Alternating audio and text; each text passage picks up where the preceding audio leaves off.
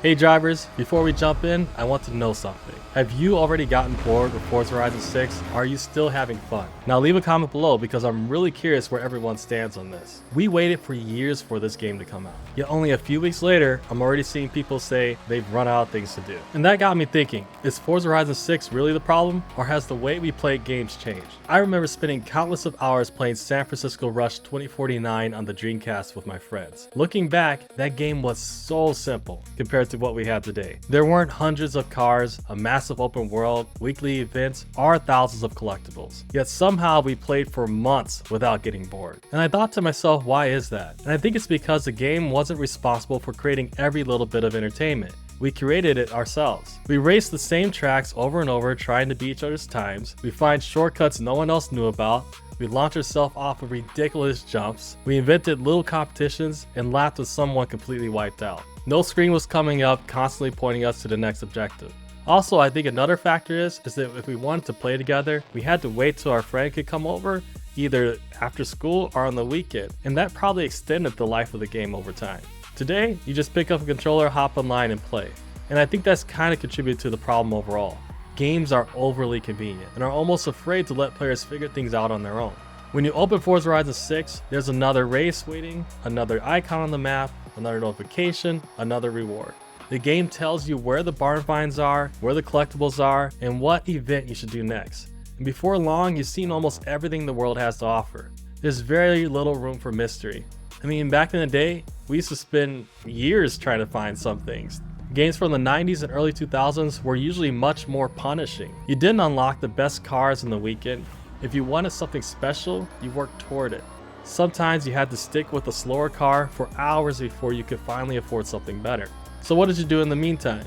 Well, you learned how to drive that slower car well. You spent time with that car. You learned how to tune it, how to adjust it, and make small incremental adjustments. And you find other creative ways to win a race, even if it involved wall riding. And when you were finally able to buy that new car or build a faster car, you felt like you actually earned it. If you played Gran Turismo 2, all you old school drivers know what I'm talking about. All I have to say is two words: license tests. The license tests were really cool because they encourage you to really try. And when you saw that little gold badge at the end, like when you actually beat the time, you felt like you did something. You really accomplished something because it was very hard. I remember spending countless hours trying to beat those license tests. And really, it helped me get familiar with this particular car and track. And I think that was a really cool way to go about it.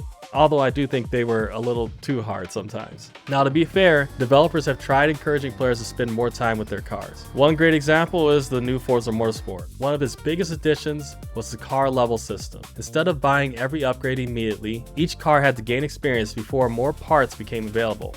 The goal was to encourage players to build a relationship with the car instead of driving it once and moving on. The idea made sense, but many players felt it turned progression into a grind and stopped them from building the cars they wanted right away. Another example is the latest Gran Turismo. That series has often been criticized because some of its rare and legendary cars cost enormous amounts of credits. For many players, getting those dream cars meant repeating races over and over until they could finally afford them. Again, there was an idea behind it. Rare cars were supposed to feel rare, but many players felt the grind was too much, and I can't blame them. Today, we have way less time than we did when we were kids. Now, neither system was perfect, and both deserve some criticism they received, but I do think they highlighted something bigger.